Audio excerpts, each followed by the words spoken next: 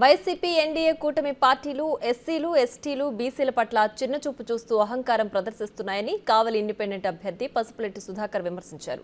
గెలిస్తే న్యాయం చేస్తా, ఓడితే సాయం చేస్తాననేది తన నినాదమని తెలిపారు. సొంత మేనిఫెస్టో రూపొందించారని, మేనిఫెస్టో అమలు చేయకుంటే ప్రతి ఓటరు నాపై క్రిమినల్ కేసు పెట్టే వీలుండేలా బాండ్ తయారు చేస్తున్నా అని తెలిపారు. వైసీపీ ఎన్డీఏ అభ్యర్థులు ఇద్దరు ఒక్కటే అని ఆయన ఆరోపించారు.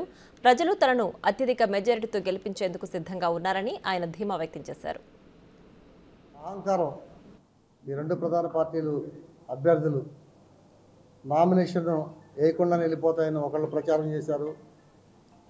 నామినేషన్ వేసాడు కదా విత్డ్రా చేసుకొని వెళ్ళిపోతాడని ఇంకొకరు ప్రచారం చేశారు. అదేవిధంగా బీసీలు అంటే, ఎస్సీలు అంటే, ఎస్టీలు అంటే వీళ్ళిద్దరికీ కూడా చాలా చిన్నచూపు, అహంకారం ప్రదర్శిస్తున్నారు ఈరోజు కూడా. కానీ ప్రజలు తెలుసుకున్నారు.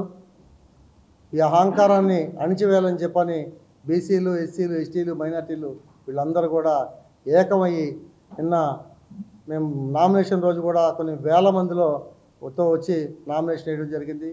అదేవిధంగా నిన్న అల్లూరులో రోడ్ షో చేస్తే వేల సంఖ్యలో రోడ్ షోకి ప్రజలు రావడం జరిగింది. ఇప్పటి వరకు అల్లూరులో చరిత్రలో అంతమంది వచ్చి రోడ్ చేసిన దాఖలు ఇంతవరకు లేదు.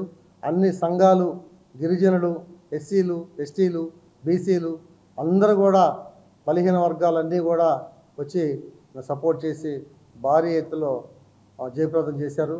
అదేవిధంగా మేము రాబోయే 13వ తేదీ. For more videos like this, subscribe Big TV channel.